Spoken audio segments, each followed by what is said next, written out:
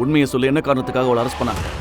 நேற்று நைட் கொண்டு வந்த கார் இருக்குல்ல, அதை திருடின குற்றத்துக்காக. நேற்று நைட் நான் பார்த்தேன், உன்ன மாதிரி ஒரு பிச்சைக்காரங்கிட்ட இவ்வளோ காஸ்ட்லியான கார் எப்படி வந்தது?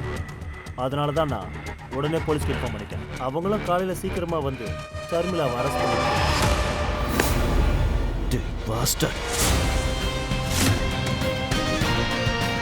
நீ ரொம்ப பெரிய தப்பு பண்ணிட்ட. நீங்க எல்லாரும் என்ன கேவலப்படுத்துற வரைக்கும் நான் அமைதியா இருந்தேன். ஆனா என் ஒய்ஃப் அசைண்டுனா நான் அதை பொறுத்துட்டு இருக்க மாட்டேன். பொறுத்திருந்து பாரு, நான் இந்த சதாசிவம் குடும்பத்தை என்ன பண்ண போறேன். திருட்டு பயலே,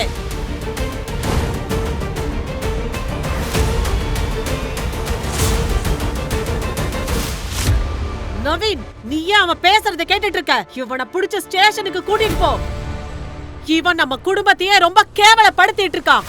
ஆமா, வாங்க எல்லாரும் வாங்க. ஷர்மிளாவுக்கு இந்த மாதிரி கஷ்டத்தை கொடுத்து எவ்வளவு பெரிய தப்பு பண்ணிருக்கீங்கன்னு உங்க எல்லாருக்கும் கூட தெரியணும்ல. பாட்டி நவீன் மற்றும் கார்த்திகாவை அழைத்துக் கொண்டு போலீஸ் ஸ்டேஷனை நோக்கி சென்றார். அங்கே பல திடுக்கிடும் உண்மைகளும் அதிர்ச்சியும் அவர்களுக்காக காத்திருந்தன. அட கடவுளே, சீக்கிரம் இந்த மேடத்தை இங்கிருந்து அனுப்புங்க. அட கடவுளே, அந்த அக்கா தம்பி அப்புறம் அந்த பாட்டியோட பேச்சை கேட்டு நாம இவ்வளவு பெரிய தப்பு பண்ணிட்டோமே. முழு வீடியோவை பாக்கெட் FM தமிழ் யூடியூப் சேனலில் கண்டு மகிழுங்கள்.